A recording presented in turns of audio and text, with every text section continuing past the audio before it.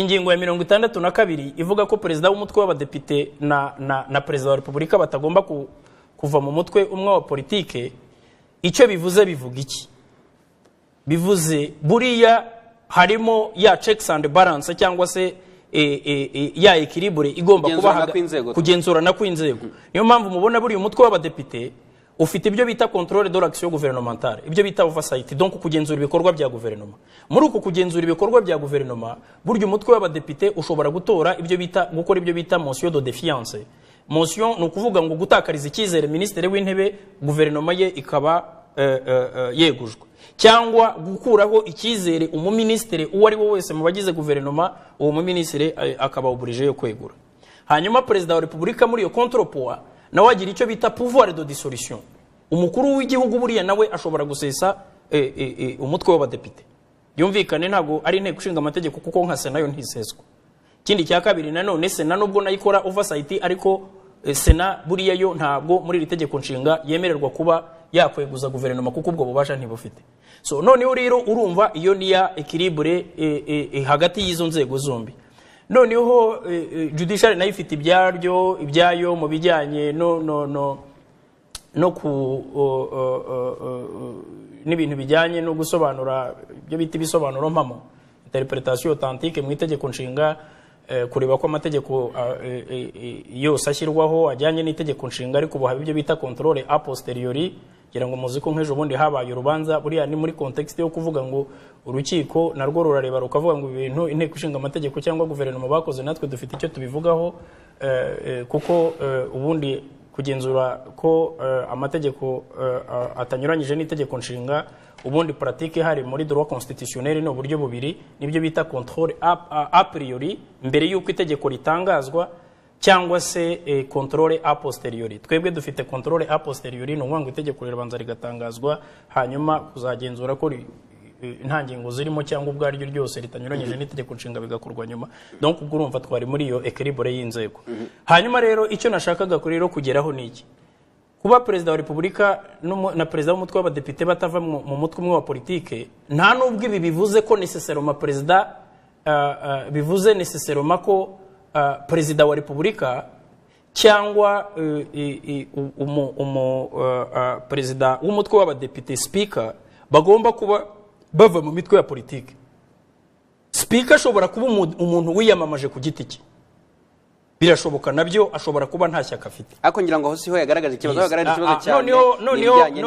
Noneho rero reka tugere ku kibazo rero. Ibyo byose nari nkiri muri background yo kugira ngo abantu urebye mu buryo bwo gusasira nk'ikibazo nyirizina we yibaza ko afite. Igika cya kabiri cy'iyi ngingo kivuga ko perezida wa Repubulika ashyiraho, wenda mbere yo kugira ngo ntaza kumuvugira ibyo atavuze ubwe, nagira ngo niba ubyemeye wabanza yisomera icyo gika, then hanyuma tumubwire icyo kivuga. Ahubwo niba nababyemeye kuko ni honorable, ni umudepite, kubera yuko cyangwa se mu kimwe we watubwira uko ubibona nawe yaraza kutubwira. Oya, noneho reka mbabwire rero. Icyambere, mu mitwe ya politike iri mu mutwe w'abadepite, kuvuga ko perezida wa Repubulika ashyiraho abagize guverinoma, mu mitwe ya politike iri mu nteko ishinga amategeko, ni hamwe muho perezida wa Repubulika ashobora gukura abaministre. Cyo ni icyambere. Ivugwa hariya nta jambo buryo twandika, ntabwo twananiwe kwandika ngo imitwe yose iri mu mutwe w'abadepite, ntabwo twananiwe kubyandika gutyo. Hanyuma ikindi cya kabiri, perezida wa Repubulika icyo nagira ngo nkubwira aha nuko iyo yiyamamaza aba afite porogaramu politike, aba afite icyerekezo ashaka kuganishamo igihugu.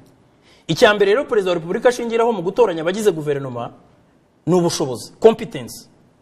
Kuvuga ngo uyu muntu afite ubushobozi buzatuma amfasha mu gushyira mu bikorwa porogaramu nagejeje ku baturage igihe niyamamazaga. Ari nacyo gituma iyi ngingo itamuzirika mu mitwe ya politike, ivuga ngo n'undi muntu utari mu mutwe wa politike ashobora gushyirwa muri guverinoma. Icyo ni ikindi cya kabiri mugomba kumva. Hanyuma noneho n'ikindi cya kabiri, donc ikindi cya gatatu rero nanone impamvu nakomeje kwensista ku kintu cyitwa competence. Iyi ngingo ya 62 mwumvise ko Frank yavuze ngo ingingo ya 10 ni ya 62 narebe ni y'ijana na 16 ingingo y'ijana na 16 iha ibyo bita les prérogatives inattaquables donc n'ububasha ndakumirwa bw'umukuru w'igihugu bwo gushyiraho abagize guverinoma. Ntabwo iri tegeko nshinga rivuga umubare wa za ministeri ugomba kubaho. Umukuru w'igihugu niwe ugena umubare wa za ministeri, niwe ushyiraho za ministeri. Ingingo y'ijana na 16 igika cya mbere iravuga ngo perezida wa katubanze turangize ya 62 ntabwo ujya kuyijana ntabwo nigeze nguca mu ijambo reka ngira ngo hari abonye ko umaze akanya Frank yihangane duhere minister umunota umwe ashobora kutuyobora none tuzogara kuri yonyine reka okay umunota umwe minister umunota umwe yes reka turangize icya mbere dore ni nacyo cya kibazo afite we afata ingingo imwe akayisoma asa n'uwikinze inyuma y'irido kandi itegeko nshinga risomera nawe urasimbuka nawe uragifite urasimbuka ingingo no siritople ntacyo umunota umwe tuzogara kuri Frank umunota umwe wowe kunce mu ijambo umunota okay reka tumunota ingingo y'ijana na 16 ivuga iki rero ivuga ko ministre w'intebe mu gika cya mbere atoranywa agashyirwaho kandi agakurwaho na ministre agakurwaho na president wa repubulika. Hanyuma abandi bagize guverinoma bashyirwaho na president wa repubulika amaze kugisha inama ministre w'intebe. Noneho reka nkubwire rero za incoherence za Frank ahantu ziri. Ubu mu nteko ishinga amategeko turamutse dufite aba ministre 40 nako turamutse dufite amashyaka 40 amashyaka 40 ari mu gihugu kandi birashoboka kuko nta limite twashyizeho umubare w'amashyaka tugomba kugira mu gihugu. Aya mashyaka yose akaba ari mu nteko ishinga amategeko. Niba Frank yibaza ko ishyaka ryose riri mu nteko ishinga amategeko rifitemo imyanya cyangwa umwanya rigomba kujya muri cabinet, iki gihugu cyagira cabinet y'abaministeri bangahe? Cyo ni cyane. No let's more termine. Ikindi cya kabiri ntabwo gushyiraho abaministeri iyo ushyizeho ministeri bifite budget implication. Ntabwo president wa repubulika yashyiraho abaministeri ngo ashyireho na ministeri ushinzwe WhatsApp gusa cyangwa ushinzwe social media ngo kugira ngo amashyaka yose ari mu nteko mu mutwe w'abadepite ngo kunda aje muri cabinet. Bigira budget implication iyo ushyizeho ministre arahembwa. Ntabwo wageraho ngo uzagire na ministre udafite ikintu akora. Hanyuma ikindi cya nyuma ngarutse muri 62 ye yararimo baravuga ngo hakurikijwe imyanya iri shyaka rifite mu mutwe w'abadepite. Ntabwo itegeko nshinga rivuga ngo iyo myanya ni ngahe. Urebe neza ingingo ya 62 gika cya kabiri ntabwo rivuga ngo iyo myanya ni ngahe, umubare w'iyo myanya nabyo biri à la discrétion du chef de l'État. Hanyuma noneho pour terminer igikuru muri power sharing nuko ishyaka ryagize amajwi menshi ryagize imyanya myinshi ritarenza 50% by'abagize guverinoma. Kandi kugeza ubu ngubu dukurikije cabinet dufite nuko ibintu bihagaze ubu ngubu iryo hame ryuko RPF as a ruling party itegeze irenza 50% iryo hame rirubahirizwa. Donc par conséquent ingingo iri tegeko nshinga rirubahirizwa uko riteye 100%. Urakoze ufashe umwanya munini nibyo kandi byari ngombwa no kunyura muri ayo mateka yose ariko Frank nawe reka tugumwanya uhagije. Umunyamabanga wa leta muri ministeri y'ubutabera ushinzwe itegeko nshinga n'andi mateko aravuga yuko ibintu murimo muvuga murimo mutazi igihe muvugiramo kuko ahari mwaba mwibagiye igihe turimo wenda ukurikije nari amateka mwebwe murabivuga biki? Icyambere yibeshe cyane ko we nk'umuntu ushinzwe kubahiriza itegeko ntawe yagomye gukoresha amagambo nkayo atafite n'icyubahiro. Icyo cyambere. Icya kabiri naye birantangaje kubona umuntu ushinzwe kubahiriza itegeko ahubwo asa nkaho itegeko atarimo kuryibuka neza kuko tureba itegeko tusomeza article ko zimeze urebye ingingo ya 62 twavugaga nkuko yarabivuze ngira ngo kanyisome yego yisome kugira ngo have ubwo rujijo. Kandi ikindi namwibutsa nuwo yavuze ngo barariyanditse ntabwo ari itegeko ryabo cyangwa ry'igihugu, ni itegeko ry'abanyarwanda kuko nitwe twaritoye. Mwakoze akazi ko kuryanika twarabashimiye ariko ni iryacu ko twabanyarwanda twese twaritoye kandi turigenderaho. So ntabwo ushobora kuvuga ngo ni iryawe, ni iryacu twese. Noneho kandi niba iryacu twese wavuze ngo mwararyanditse mwabyanditse nkaho yavuze ko yabaye muri iyo komisiyo yafashe inteko. So article ya 62 iravuga ngo isaranganya ry'ubutegetsi. Gusaranganya ubutegetsi byubahirizwa mu nzego za leta hakurikijwe amahame remezo avugwa mu ngingo ya 10 y'iri tegeko nshinga n'ibiteganywa n'andi mategeko. Ingingo ya 10 ngira twayivuzeho. Akace ka kabiri, perezida wa repubulika na perezida w'umutwe w'abadepite ntibashobora guturuka mu mutwe umwe wa politike. Agace ka gatatu, abagize guverinoma batoranwa mu mitwe ya politike hakurikijwe imyanya yayo mu mutwe w'abadepite. Ingahe? Icyakora umutwe wa politiki wabonye amajwi menshi mu matora y'abadepite ntushobora kurenza 50% y'abagize guverinoma. Akandi kongerwaho ntibibujije ko n'abandi bantu bafite ubushobozi bashobora gushirwa muri guverinoma. Tugarukiyaho kuri iyo ngingo. Kantanka nyisobe ndangiza nakanyuma. Mu nteko ishinga amategeko hitagwa ku guhagaririrwa kw'ibyiciro bitandukanye nk'uko biteganwa n'itegeko nshinga n'andi mategeko aho bavuga abagore urubyiruko n'abafite ubumuga.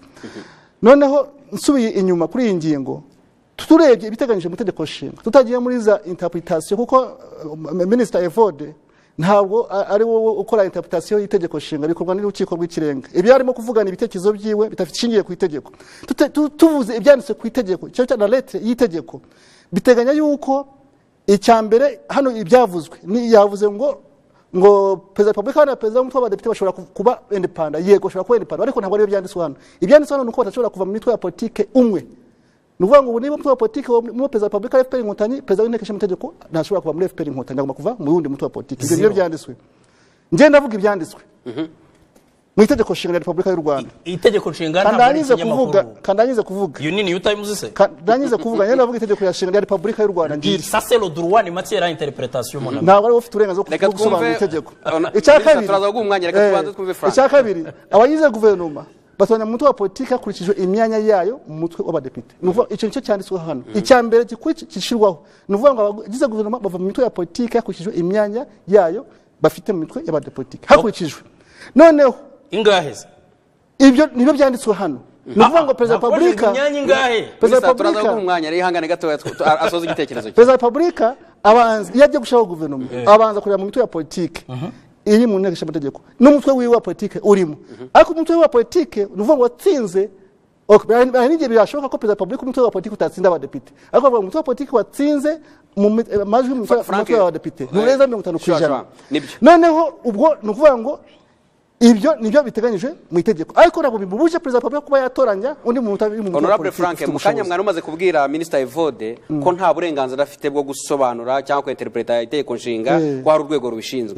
None ko namva namwe mu by'interpreta mwebwe. Oya twebwe turasoma itegeko uko bimeze. Twavuga ati twebwe turabona iyi ngingo itarimo kubahirizwa neza. Nico tuvuga. Noneho we ntabashaka kuzana ibitekerezo byakuye mu ijuru ntabwo yagombye kubizana hano atubwire iki ngingo ivuga. Okay mukanya turamugaruka reka mbaze kubaza ikibazo kimwe. Nzi ko bamwe ihuriro ry'inyungurana n'ibitekerezo by'imitwe ya politiki yemewe mu Rwanda irira huriro riganira ku bibazo by'ingutu biremereye igihugu. Nutekereza ko ikibari kibazo gikomeye cyane wigeze ukiganiraho nari huriro nyungurana n'ibitekerezo by'imitwe ya politiki yemewe mu Rwanda ese kuvuga ko ari ikintu gikomeye kireba itegeko nshinga ubushize bigeze no gutanga ikirego waba warabigejeje muri ubwo buryo bwombi bubiri narimbajije. Twebwe icyambere mu ihuriro nyungurana n'ibitekerezo by'imitwe ya politiki naryo riri muri iri tegeko nshinga.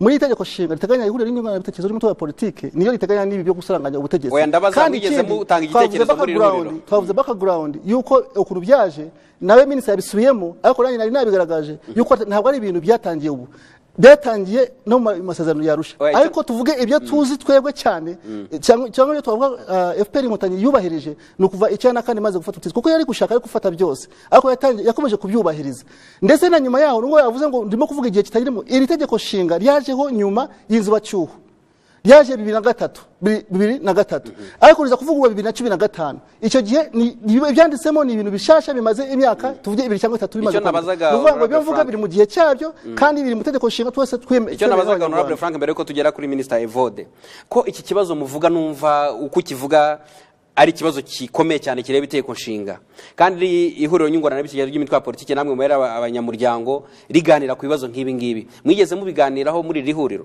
Ntabwo turabiganiraho kubera ko mu huriro habaho gahunda z'ihuriro n'ibiganiro uko bikorwa muri ihuriro ntabwo kirabe ikibazo cy'ihuriro ngira ngo ariko bibaye na ngombwa twakiganiraho nta kibujije ko twakiganiraho ariko mbona ntawe nari ngombwa ko kiganirwaho kuko byanditse mu itegeko nshinga nta mpamvu yo kujya kubiganira mu ihuriro kandi byanditse mu itegeko nshinga. Nuvuga ngo ikisaba gusa icyo twakoze akazi kacu no kwibutsa gusa iyi ngingo kuko kandi tugenda mu mibare nubwo yavuze ngo nabari muri guverinoma ngo ingingo rubahirijwe tubaze neza mu ministry 26 harimo n'abanyamabanga ba leta urebye neza imibare yabo bose abarimo ushobora gusanga FPR irengeje 60%.